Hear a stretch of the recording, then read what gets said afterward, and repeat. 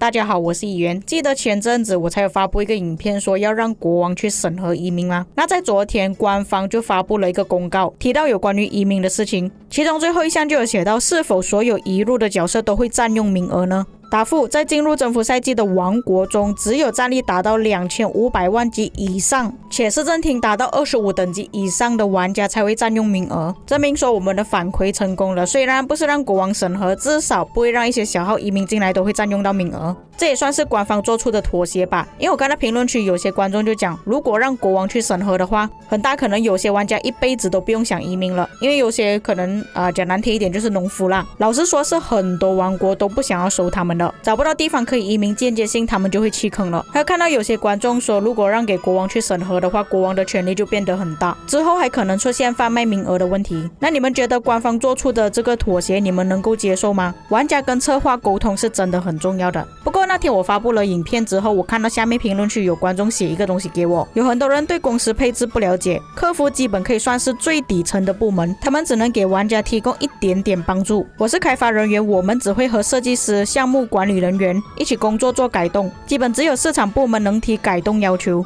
然后发给我们部门领导审批，客服那帮人基本连我们讨论的资格也没有。是的，没错，所以我才跟你们讲，你们反馈给客服是没有用的。这位观众是一语点醒梦中人啊！还有之前我有认识一些开发游戏的人员，有其中一位就是游戏开发商的老板，他说他并不会去看他的游戏，去玩他的游戏，他们只是会看数据而已，像是游戏的营收排行榜之类的，然后去催下面的部门开发更多东西。所以之前有很多观众说都不懂那些开发人员到底有没有玩过他们游戏，或许是真的可能没有玩过的。在之前我有跟各位讲过，其实国际服是有玩家社群反馈的，不过我看到好像很多观众都不知道这件事情。这个玩家社群反馈其实是在官方的 Discord 里面，那国服的话我就不清楚，可能你们要去问一下国服的主播。那这个玩家社群反馈是怎样去操作的？只要你把你的问题打上去之后，其他玩家都会看到，他们可以选择投票支持或者是反对你的论点。我有时常进去里面看到官方通常会拿取的一些问题都是比较多人投票支持的，当然也有些部分投标很多的，但是官方并没有去理会那一些。但是每个月看下来呢，至少都有上百条玩家反馈了。所以从今天开始，我就专门开了这个主题是玩家社群反馈了。毕竟问题太多了嘛，我就帮官方过滤一下，也可以顺便让我的观众提一下意见。那我在反馈里面看到比较多的提议，就是讲紫色的雕像。他的提议是让紫色雕像换成金色雕像，比方说用15个紫色雕像换成1个金色雕像，最多只能换40个。为什么就算到了征服赛季，还是依然给我们这么多紫色雕像？在游戏300天之后，其实没有必要用到紫色雕像了。这里是有78个玩家同意他的说法。我也说过，官方现在其实不是靠统帅的金头来赚钱，我相信有很多活动都可以获得金头了。那么就算官方不要用这么少的雕像来换金头也可以，你可以放100个、400个、500个都可以。反正我的紫色雕像放在那边都是没有用的，与其是这样子浪费，我觉得拿来更换的话会更好。当然进入征服赛季之后也是可以兑换，但是兑换的数量有一点少，如果官方可以出这个活动的话，当然会更好。接着是有玩家提议奥西里斯联赛或者是埃及之战的时候，设置报名用多少的部队，还有用什么统帅，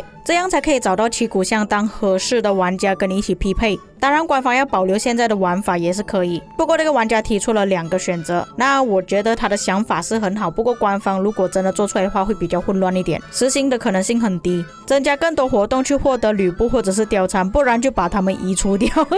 是的，我也是不明白为什么吕布不会再出现了，虽然他是联动统帅是限定的，但是依然还是出现在一些新玩家的统帅界面里面，只是我没有想到他的反馈这么多人支持。增加装备材料在联盟商店，我觉得这点官方可以考虑一下，因为个人积分其实也不是这么容易获得。不过官方可能是担心有些联盟管理员他们会买了一大堆材料然后自己吞掉，然后就移民整个联盟都没有积分了。可能开发人员是顾虑这些问题，所以没有上架。更改游戏名字叫摧毁钱包。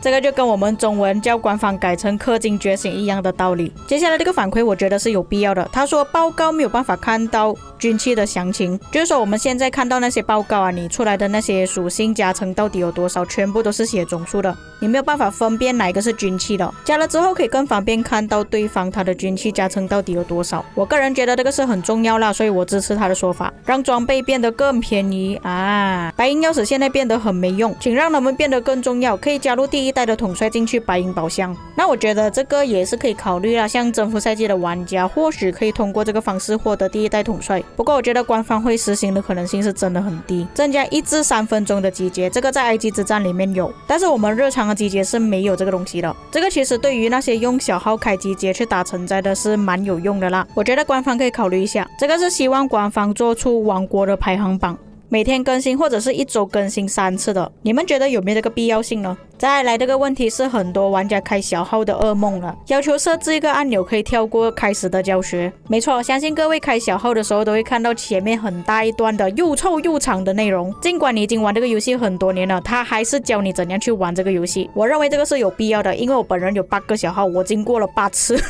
打仗的时候不要跳出验证，他说验证在打仗的时候突然跳出来是非常烦的，你们可以看他英文的用词是用到很重的那一种，尤其是那些玩家用白点的方式来打仗的，他们是完全看不到哦，验证已经跳出来了，是等到验证0.00分的时候它才跳出来，你就完全没有办法去操控你的账号，这点确实很烦，官方应该要去处理。接下来也是因为外挂而出现的产物，现在我们的上限是治疗1000次就不能再帮助了嘛，这个玩家反馈提升到5000次，这点对于平民5氪玩家来讲影响是比较大，大氪玩家是没有影响，他们都是用宝石或者是加速治疗。要求增加2个步兵的皮肤在商店里面，他说现在已经有2个骑兵2个工兵的皮肤了，但是没有1个步兵的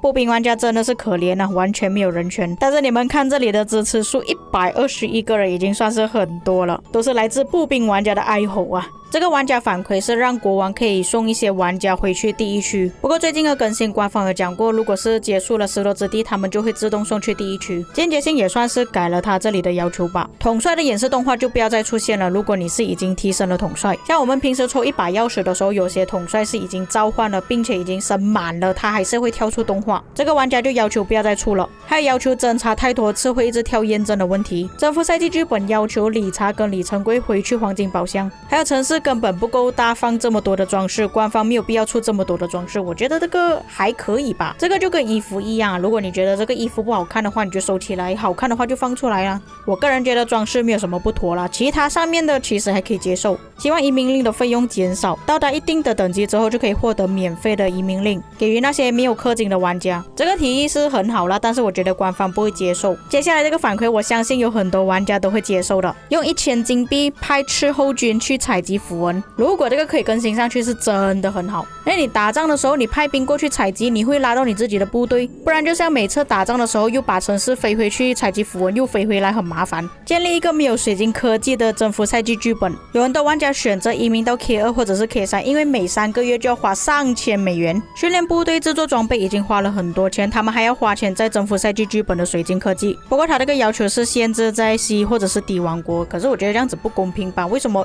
只有先锋 A 王国他们要氪金，并且这个东西其实我们已经要求了很久，但是官方依然没有去实行，我觉得实行的可能性很低啦，因为只要一出了之后就有很多玩家都选择那个剧本，不会选择其他的剧本了。所以那时候我才提议，可能我们现在打这征服赛季是我们的 K4， 可能 K5 K6 就有新的剧本是没有水晶科技的。这个东西我在很早就有提议过，但是开发人员似乎是没有这样子的打算。要求增加野蛮人城在搜索按钮，这个东西呢我从4年前讲到现在啊，但是依然还没有出现，不知道官方在想什么东西。以上就是玩家在3月的社群反馈，目前官方是还没有做3月的社群反馈的，可能要等迟一点。不过今天我的影片你们可以看到玩家有什么想法，有可能官方之后会推出，又或者他们完全不提。各位观众有什么想法呢？可以去社群反馈那边写一下你们的意见。有很多玩家都会看到你的问题并且投票，如果官方看到越多人投票，他们就会选择你的问题回答或者是做出更改。不过也当然的，如果你出一些脑残问题的话，也是有很多玩家反对的，比方说这个问题